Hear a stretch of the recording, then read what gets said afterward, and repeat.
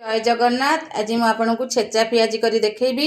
तो छेचा Piazzi T केमी करुच्ची कौ उपाय करुच्ची कौ प्रोसेस करुच्ची कौन कौन सामग्री मुझे सागर सब पकाउची तो आपण मैंने भल भाव शुणु। प्रथमे मुझे कौन कर बेसन टी भल भाव गोल देती गोल सारापर एमती सरू सरू पूरा पियाज कौन कर मुझे पकई पूरा एमती सरू सरू काटे छेचा पियाज भी आपण मैंने सरू सरू काटे कंचा लंका धनिया पत्र आंब अदा भल भाव पकईकरी टिके कॉर्नफ्लोर आउ टिके खाइबा सोडा आ लुण पकई भल कि जस्ट जी पानी दबा दरकार मुझे पकईकरी गोल देती मुझे कौन कर गैस टी ऑन कर कड़ईटी तेल कड़ईटी बसई देती। बर्तमान तेल कड़ई तातिला आम जो ये जो बेसन टी आम जो छेचा पियाजी करेंगे जो गोल ताकू मु कौन करमती गोल गोल कर पकईदेवी।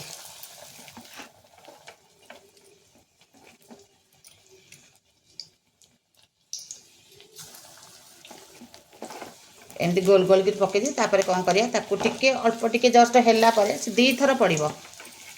हैला कि चार चारटा पकईया। ये तो तेल रही रही कड़ई पूरा कह गले पूरा चिकन को कला हो गलानी आउ माने माजिया को आउ टाइम नहीं आउ जेतले तो माजिया गला बेले आउ गोटे कौन छाण थरे माजी थी थर माजती ताकू आम कौन कर जो पियाज टी फास्ट पकई अल्प टिके हो गलानी ताकू कौन कर आम काढ़ीदबा।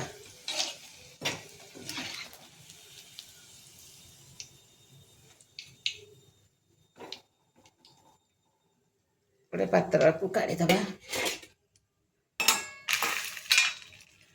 तापर कौन करवा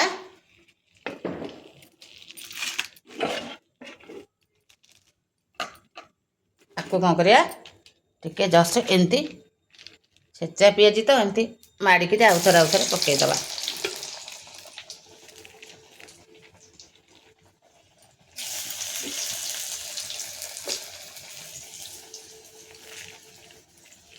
ताती जाऊँगी हाथ कौन कर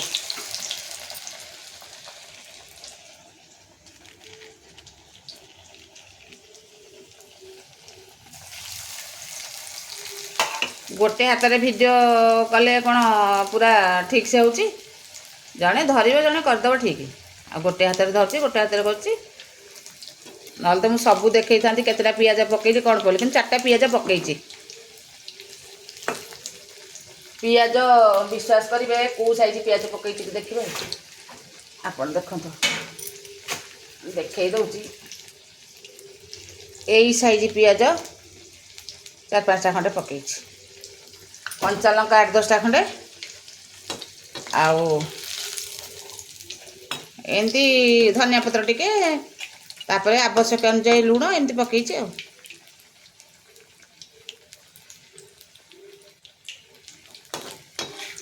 एटा इजी उपाय रे मो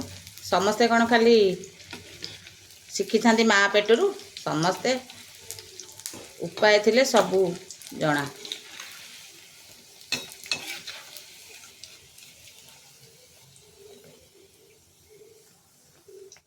मत सबुठ छणा छणी दुकान देले भल चलिए बा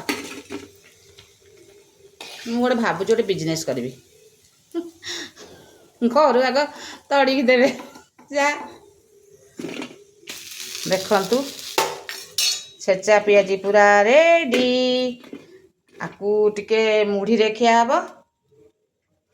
नचेते कौन करवा टिके सॉस टिके पियाज कंचा पियाज आपको दे खिया हब बनीगला आमर छेचा पियाजी देखंतु केते सुंदर है मस्त है खाइले कौन न लगिबो रहिली बाय।